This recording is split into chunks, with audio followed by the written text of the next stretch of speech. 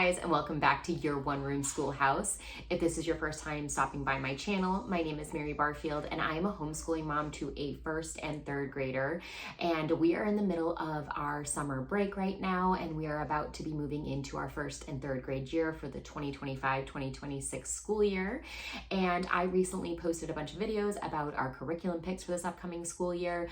I actually even made some changes with some of my videos. My most recent ones talk about that, and that's where I got a lot of questions about our changes for my third graders language arts stack, for a lack of better words. Like, what are the components of our language arts that we're going to be doing for next year? Because it was a change from my original curriculum pick videos that I did in March of this year. I'll link those original videos up here in a playlist for you. That was in March, and then in May I released new videos with some updates that we were making to our curriculum picks for next year. I'll link those above up here if you want to see the changes. But those are the videos that sparked a bunch of questions about what we were doing for my oldest language arts components, how we were going to be implementing those, why we were switching from our original plan. And so I realized, I was like, I'm just going to make a whole video on this and explain it all in one fell swoop, because I do get this question a lot and I want to make sure that I provide that information for you guys in a more concise manner. So I figured a video was the best way to do it for you guys. So first off, I'm going to talk about what our original plan was, because I think that is the easiest way to then explain why we made the switch. So if you watch those original videos, you know that our original plan was to do the Good and the Beautiful Language Arts Level 3 for next year for my oldest daughter. Now, just an FYI, I really like the Good and the Beautiful curriculum. I think it's a wonderful company. I think they do beautiful things, and the fact that they provide free curriculum to us, like, oh my gosh. So many great things come out of this. They're releasing new components, like they just released a music appreciation curriculum that they're going to be doing. I mean, they're a really good company. So when I say that we're no longer doing their language arts level 3 next year, it's not because I think they're a bad company. It just wasn't a fit for us. So if you are using the language arts components from the Good and the Beautiful, and you then see this video and you're like, oh, don't allow it to put doubt in your mind that you are doing the wrong thing if you are enjoying it and it is working for you. I just realized that long term it wasn't going to work for us in our values and the way that we want to approach language arts. So it's no negative shade towards the company itself. It's just, it wasn't the right fit for us. I truly believe there are no bad curriculums, or at least I haven't come across one. There's no bad curriculums out there. It's just we are all very different as families in the way that we learn and the approach that we want to take, etc., which is why there are so many wonderful homeschooling curriculums out there to meet everybody's different needs. And it's one of the main reasons I think a lot of us homeschool, right? Being able to customize that education to our child and our family values and our schedules and all the other things that we got going on. So now that I've done that initial disclosure, preface, whatever you want to call it, just know I am not bashing the Good and the Beautiful. I think they're a wonderful company, and if it's working for you, stick with it. This is just the reason why we are no longer continuing with them, starting with language arts level 3 and on. Okay, just a little backstory for you on our language arts this past year. So halfway through the year, my youngest daughter, I know this is videos about my oldest daughter, it will make sense, give me one moment. My youngest daughter was hitting a wall with our phonics program we were using previously. Although I liked it, it wasn't jiving with her, so I realized I needed to find something different. In enters the Good and the Beautiful Language Arts Level K, and oh man, what a blessing it has been, because it has turned her reading around like that. It was a complete 180. She's now interested. Her fluency has picked up so much. Y'all, I'm so grateful for the Good and the Beautiful for my youngest daughter.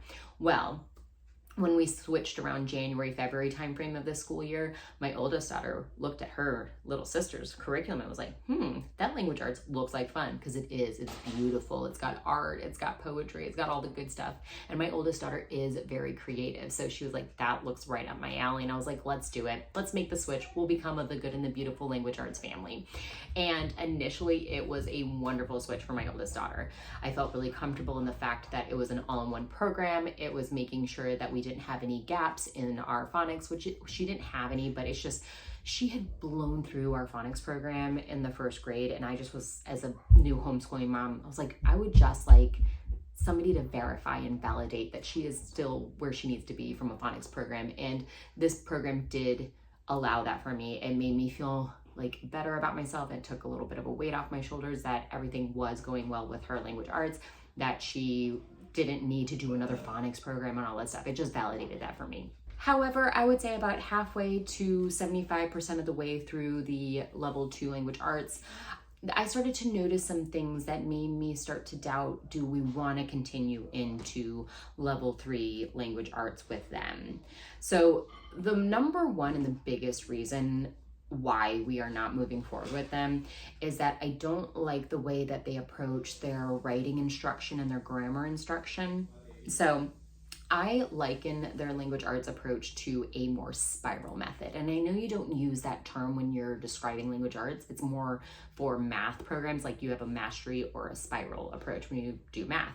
But they definitely take a spiral approach. It's the best way to explain it. One lesson you'll be introduced to a writing bit, and then it won't come back around for another like 6 or 7 lessons, and then it feels very disjointed.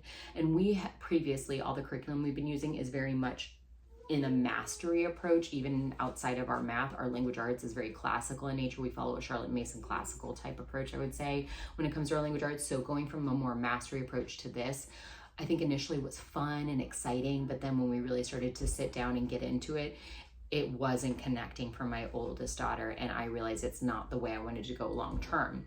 Also at the same point, I knew even as of her first grade year, I think this was 2 years ago, I had decided long term for 4th grade, we would start doing writing and rhetoric, which is a classical academic press program. And it's a really good writing program that builds on itself year over year, utilizing the method of the progymnasmata. So I knew that we were going to do that. And it says for 3rd to 4th grade. I was like, I'll start in 4th grade. I want to be a little more gentle with our writing. Well, the reality is that I realized my oldest daughter is language arts inclined. Why am I going to hold off for 1 year to start a program that I think she is capable of doing?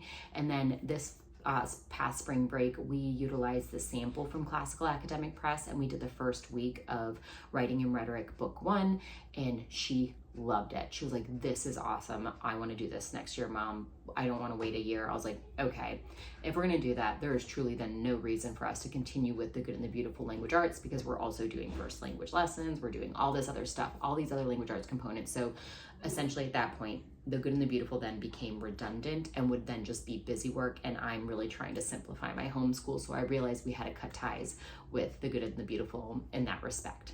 Another smaller reason why was that we are, for all intents and purposes, a secular homeschool family. And the Good and the Beautiful is religious. It takes a general Christian worldview was the best way to explain it. And it has not bothered me. I don't mind using religious curriculum at all. But what I did notice is that when I was looking forward to level 3, because I use their free PDF printouts, and so the curriculum's free to us, I'm able to like search and skim through the curriculum, and I realized there was an increase in religious doctrine in the readers. The content within the big course book of the Good and Beautiful is pretty much about the same from level 2 to level 3, which is not a problem because I'm using that. I can circumnavigate and cut out bits and pieces of the religious doctrine that maybe doesn't suit our family or our values, and that's easy to do. But when it's in the readers that accompany the level, that's a little tougher to cut out, and that really ramped up from level 2 to level 3. Which for a religious family is great, it's great, right? But for us, that just didn't make that much sense. However, I want to, do one caveat. If I had really enjoyed the writing and my daughter did, and that part of it was working really well, and the actual instruction was working really well for her, I could have still gotten through the religious doctrine and the readers. I just want to say that wouldn't have been an issue. We would have made it through and would have been okay, because it creates a lot of good conversations around religion, etc. for our family. But because I also didn't like the approach to writing, then I was like, okay, this is just another reason that, goes in the con list that we should move towards just doing writing and rhetoric and letting this go. And one last thing I did want to mention that I know some other homeschooling moms had mentioned here on YouTube. Oh my gosh, I feel so terrible. Her name is escaping me right now. I'm going to leave her channel name right here. Go check out her videos. She talks a little bit more about this. I'm just going to briefly mention this because she uses a really good term when she's talking about it. With the Good and the Beautiful, they are very specific about what is good and beautiful in literature and what is not, and they are very legalistic. This is the term this homeschooling mommy uses, and it's so good. They are very legalistic and absolute about their opinions about good and beautiful literature, and anything that doesn't fit in that parameters, those boxes, they're like, you shouldn't read that to your children. I am a big fan of keeping our children as innocent as possible, as long as possible. As a parent, my job is to protect my child physically and mentally and spiritually.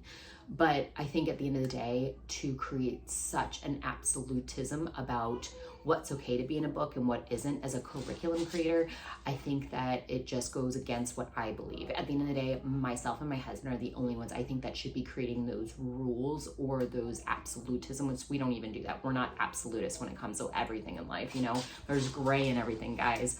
There's good characters that have bad traits. There's bad characters that have good traits. You know, that's life.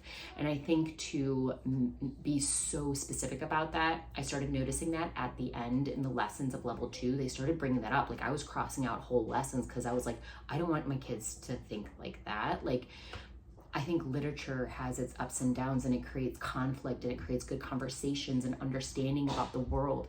And when you create such strong parameters around what your child's allowed to read as the curriculum creator, as a parent, again, that's a different story, but as a curriculum creator, I think that's just, it's too legalistic. It's the best way to explain it. So I won't go into further detail. I think you guys get the idea. Again, if I really like the way they approach writing and all that, I might be able to get around those lessons by cutting them out and just not doing them. But all of those three things combined made us realize that The Good and the Beautiful was not a language arts program that we could continue with past level 2.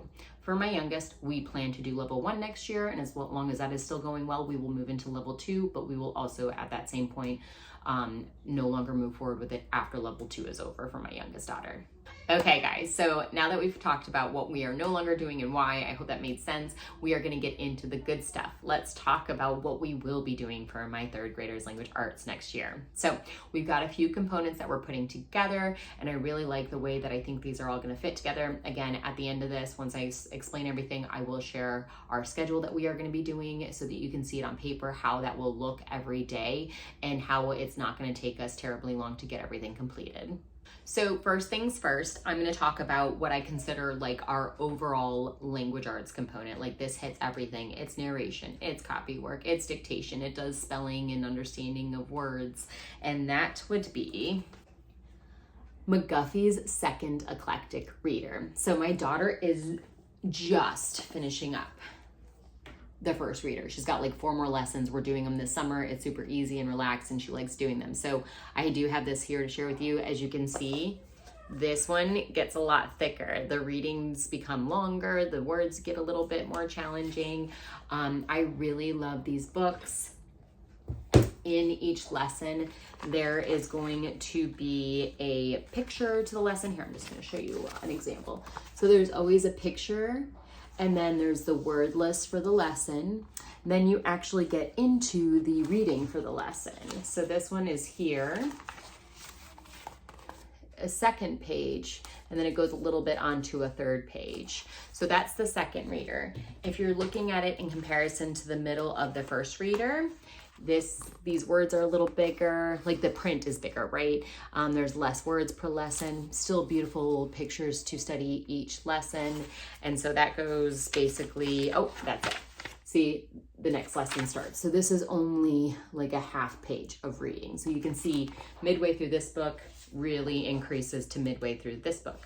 So we are going to be using this along with Writing in Ease, Strong Fundamentals for Writing. So this is from the Well-Trained Mind. This literally covers the first 4 years of writing, level 1, level 2, level 3, and level 4, using copy work, narration, and dictation. And you can basically create your own writing program from this for 4 years. So this is a reference guide for the parent. It's not exactly a what I would call a step-by-step curriculum, but it gives you the tools of what you should be doing for each year. And so what it does is Year 1, they say, is basically for first grade or level 1 or older writers. And what it does is it says for week 1 to 36, it says these are the kind of passages you should be pulling for weeks 1 through 4. You should be working on irregular verbs through this week, or you should be finding, like, pointing out why is this word capitalized, or proper pronouns, or proper nouns, etc. So here is an example. So for the first week, it'll give you like what to do for the first week. And then it says for 4 weeks 5 through 10, follow the same pattern as this. And then it will also say here, this is what I love that it does. For these weeks, these are the different things that you should be identifying in passages for copy work and narration. And you should be pointing those out and discussing those with your student. And they tell you how to discuss those. So basically, if you're somebody who's comfortable in with creating your own curriculum, get this. It's an all-in-one for 4 years, essentially. If you are not comfortable with that and you want something that is open and go and done for you, and you don't want to use your own literature to grab the narration and copy work from, they have workbooks for each year. So do not fret. You don't have to create your own curriculum if you do not want to. I personally like the fact that I can create my own, and I can pull it from either our literature that we're reading for history or language arts, or what I really do with this is I use these topics and components and things that we should be learning for each year. I pull them from the readings in this book, and I use that then to come up with my child's copy work that she should do for that day. So like, I think this week it was like find a passage with proper nouns. So Mary and James, point that out, talk about why it's capitalized, why is it a proper noun, it's the only Mary out there or the only James, etc.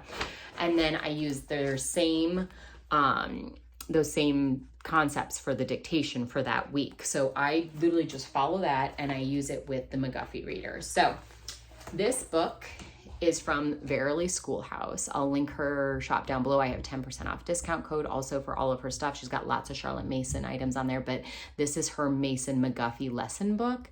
And so I utilize this alongside this. And so we do 2 lessons. Well, depending on the week, we will do 1 or 2 lessons this upcoming year. And I do 1 lesson over 2 days. So the way that I do it is I open up my notebook, and I do, the first thing is I have my daughter read the words for the lesson as well as the passage. Then I ask for a narration. For this upcoming year, I'm going to start asking her to write more of her narrations. I'm not going to make her do every one if she doesn't want to, but I do want her to start kind of doing it because it's 3rd grade and I feel like she's capable of it. So I'm going to have her or myself write the narration. I ask her if she wants to do a drawing, like an illustrative narration, which these recent, here, I'll show you this one. These recent lessons, she has been doing her own. So like, here's one, it was about a beach and like fishing and stuff like that. So she draws her own narration. And then once she reads and does her narration, then we go over the words in the lesson. So I write them here, and then she writes them again right here, reading them and making sure that her spelling is correct. And then I have her cover all this, and I do kind of like a quick spelling test with her. And then if she gets them right, great, we move on. If not, we talk about the word that she got wrong.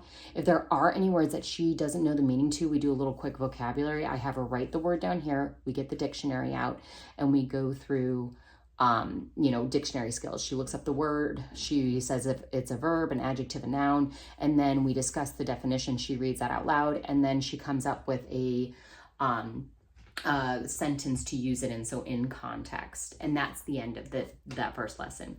This literally takes, I know that sounded like a lot explaining it, but it truly only takes like 10 minutes, I swear. And then the second day for the lesson, I have her do copy work. And again, I pick this copy work utilizing Writing with Ease principles for that week and that year that we're doing. So next year we're doing year 2. And we're going to be following that schedule for her because we just started year 1 last year. And so using that I'll find a passage in the McGuffey reader and I'll write that down, and then she copies it underneath. I think next year I might start writing it all right here, and then she has to copy the whole passage underneath versus skipping lines. I'm gonna see how she does with that. I'll let you guys know. And then this day I just had her write, you know, her full name in cursive just for extra practice, just for fun. And then once she's completed it, we go over. I use a green and a red pen, and I say, this is great, you know, this is what you did right. Or, you know, hey, we might wanna work. I think she floated this word. She didn't touch the bottom of the line, like those kind of things. But I always make sure to give her a ton of praise on the things she did right, and then maybe throw in one of the things that she needs to work on, because that really builds her confidence. And then the last thing we do for that day is dictation, and I dictate a sentence to her that she's already read and been working on.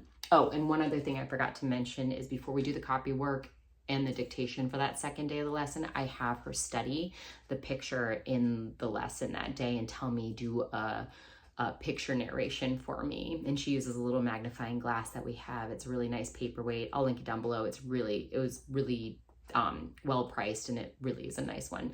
And that's it. That's how we do a lesson in the McGuffey reader. And that takes us over 2 days. And so we do it Monday, Tuesday, lesson 1, Wednesday, Thursday is lesson 2 for the week, and then we don't do anything on Friday with the McGuffey reader. So that is our just kind of our all-in-one language arts. It's hitting everything. And then once we're done with the McGuffey readers, we do 5 days a week. We're going to be doing spelling through the McGuffey Eclectic Spelling Book, as well as utilizing Land of Kakiak Spelling Book Level 2. I'll link all this stuff down below for you if you're interested in checking them out. This is from an Etsy shop through Land of Kakiak. She's also got great YouTube videos explaining how she uses her books. I'll link all that down below for you guys. But this is a spelling book that will take you through like first grade to whenever you want to stop spelling. Like the words get really, really challenging at the end. There's 248 lessons in here. And for example, 229, one of the words is hieroglyphical. Or yeah, hieroglyphical. Like, I don't even know how to spell that. So that shows you can use this as your spelling program for your kid's entire, you know, educational career. So she has 2 versions of her spelling book. She has this one, which is blank, and you can pick the words that you want to from the spelling book for your kiddo. And you guys know I like to create my own stuff, so I definitely went with this option. And she has 2 cover options for it, and I think they're beautiful. They come in PDF on her Etsy shop, or she sells a bound physical version of this on Amazon. I will link both down below for you, depending on your preference. She has another version of this that actually she's already picked out the words, and it's a little less work for you. It's more open go, but she's picked the word lists from the McGuffey spelling book for you for each level. And it has an apple on the cover. If you're looking at that one, that has the words already in here. Whereas for me, for example, for the spelling list, I've written in the words for each lesson that I want us to go over based on my child's needs. If you get the one with the apple on the cover, these will already have words populated in here for you, appropriate for a grade 2 or a level 2 spelling for a student. I like this because it's got different activities you do every day with the spelling list that you have. So for example, I'll go over our last week, because we did start this past year, the last couple weeks of school, just to make sure we liked it for next year, and we do. So we're going to continue with it. So for example, the first day, what I do is have her do the first activity, which is analyze words. And I'll read the word to her, so drive, and she'll segment out the phonograms, not the syllables, the phonograms. So she'll sound out the sounds. So drive. So she'll have 3, and she'll use a color pencil or highlighter or something, and she'll write out sentences, and then she'll spell it how she thinks it's spelled. And when she does this, for the most part, she gets it right. It's very rare that she has to erase and repeat. And so that's the first part of day 1. So the second part of day 1, she will then do Write words 3 times, the first time normal, second time opposite hand, third time eyes closed. Doing it in different ways really helps them ingrain the muscle memory and in their brain how the word is spelled. This day she was feeling a little tired and I told her, I was like, hey, you only have to do 2 of the ways. So she said she wanted to do the normal way and she wanted to do her opposite hand because sometimes she gets exhausted. You know, she's still young, she's only 7. And so she'll go through all the words. I normally pick anywhere from 10 to 16 words per lesson. And then so that's day 1. Again, maybe takes 5 to 10 minutes. Day 2, this is where if you purchased her spelling book from Land of Kakiak with the apple on the front, this would already be written for you. I had to do this part, which I use ChatGPT for this, and what a lifesaver it is. So I write my word list up here. Again, this would already be put in there if you have the one with the apple on the front. And then I use ChatGPT. I say, hey, can you create sentences with these words at a second grade level or a third grade level?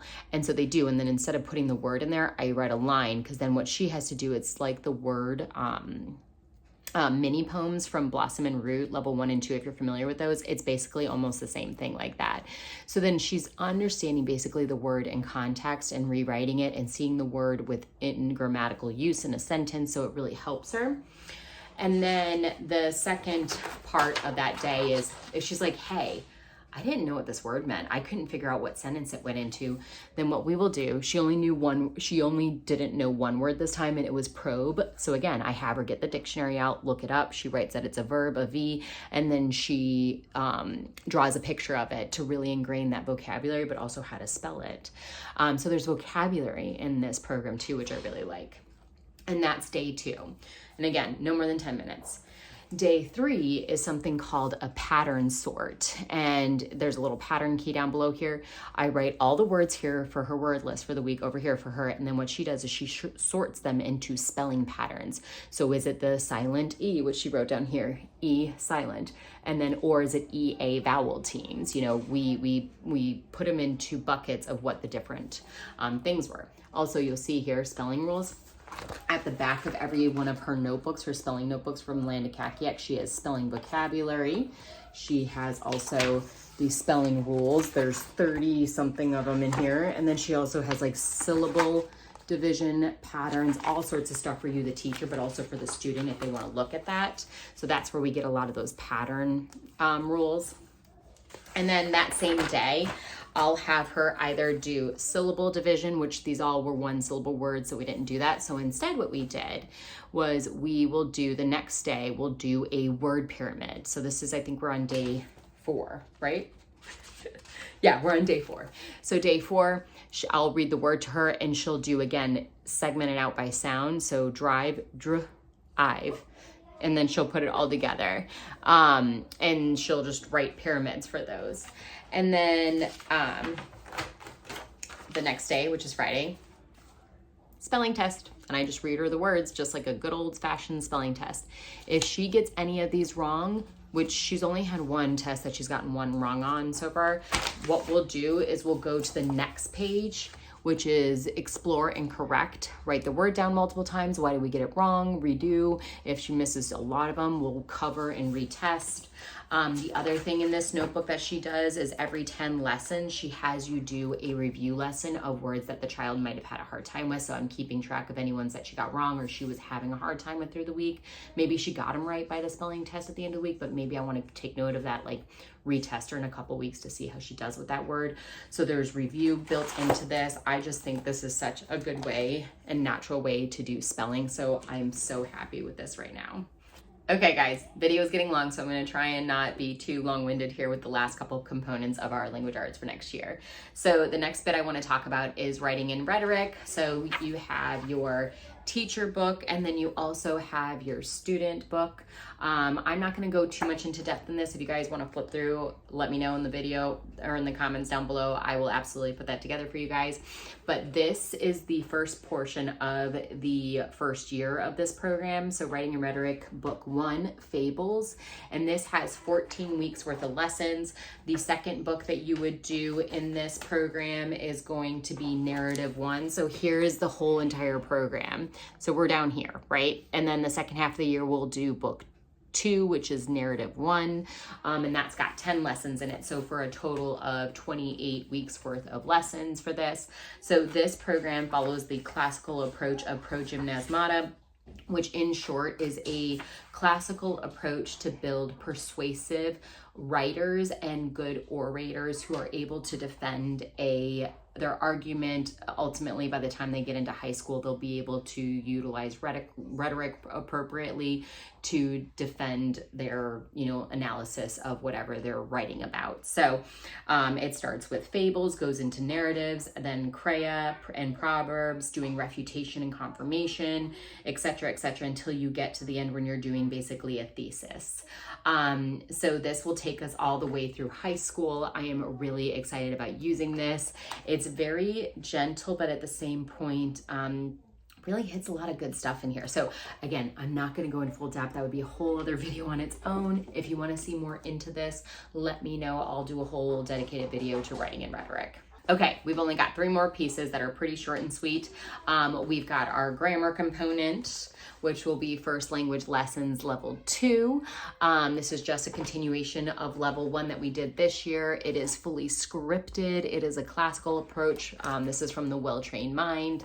It's gentle in the fact that a lot of it is auditorily done. You're speaking it verbally, but then they do have exercises every lesson for dictation, copy work, narration.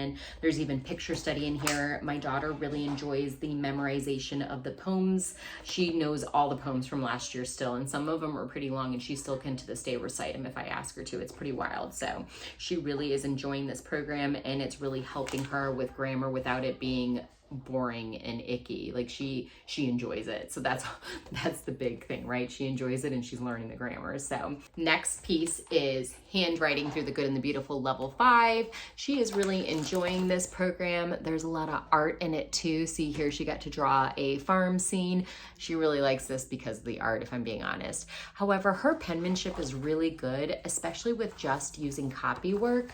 So I think once we are done with this level, we will no longer be doing a formal handwriting curriculum. She will just continue to work on her print and copy work to maintain it and just really refine it using copy work. That's it. Copy work. It works really, really well for her, but she really is enjoying this along with the art in each lesson. So we're going to continue with this until this level's done.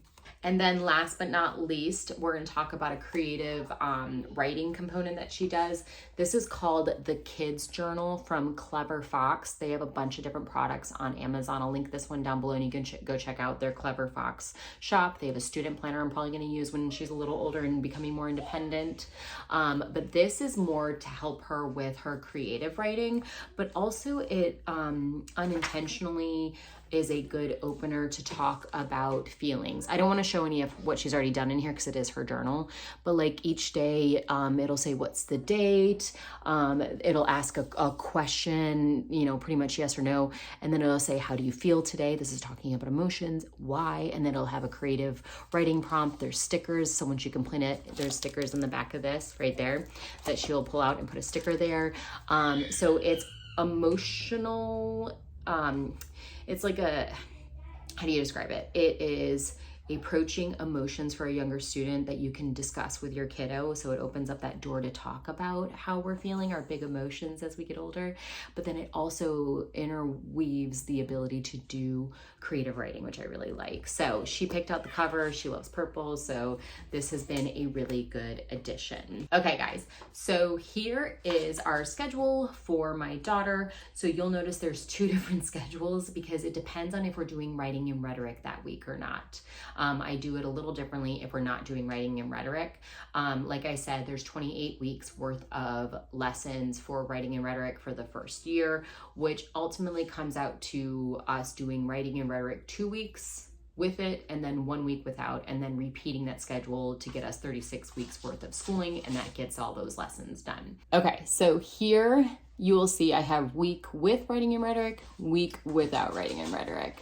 So every day she's doing math 4 times a week. Wednesday she has off. She will start her day off with her creative writing journal. And then writing is writing and rhetoric. So she'll do it 3 times per week. You can do it 3 to 5 times per week based on the schedules they have put forth. But when we did the sample lesson, we were easily able to do it in 3 weeks, and that's perfect. So we're going to do it Monday, Wednesday, and then Friday. Tuesday and Thursday, we won't be doing it, so we'll do our McGuffey reader. So we'll just do 1 lesson per week on those weeks that we do writing and rhetoric. Then we will do spelling 5 times per week. And then we'll do handwriting 3 times per week, Monday, Wednesday, Friday. And then grammar 3 times per week, Tuesday, Thursday, Friday. And that'll get grammar completed for the year. Now, on weeks that we aren't doing writing and rhetoric, we will do math the same, journal the same. The only real difference is that instead of writing Monday, Wednesday, Friday, I've replaced that with a second lesson of McGuffey reader. And then we just have a lighter Friday. That's it. I mean, it's that simple. Truly, I timed this out, and we should not be doing more than 30 minutes of language arts per day. Maybe on writing and rhetoric days, we might get up to the 40-minute mark, but truly, I mean, at 3rd grade, I think that's totally acceptable to be doing 40 minutes of language arts. And then with her math, that's about 25 to 30 minutes. So her core subjects will take about like an hour to an hour and 15, which is totally normal in my opinion for a 3rd grader. And then we have science and history and all that other goodness, but that's it.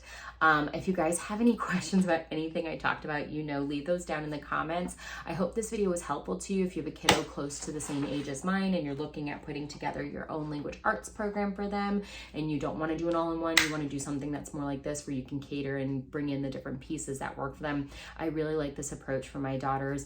I would love to be able to be the person that does an all-in-one language arts program like The Good and the Beautiful and call it a day, but I can't. I wish I could. It would be so much easier on me, I promise. But I also find a lot of joy in catering to my kids' needs, individual needs, and customizing it to them and being able to give them the best possible, resources for them as possible. It is extra work, but I find a lot of fulfillment and joy in it. So again, if you like this video, give it a thumbs up. If you are new to my channel, hit that subscribe button, and I'll see you guys in the next video. Bye.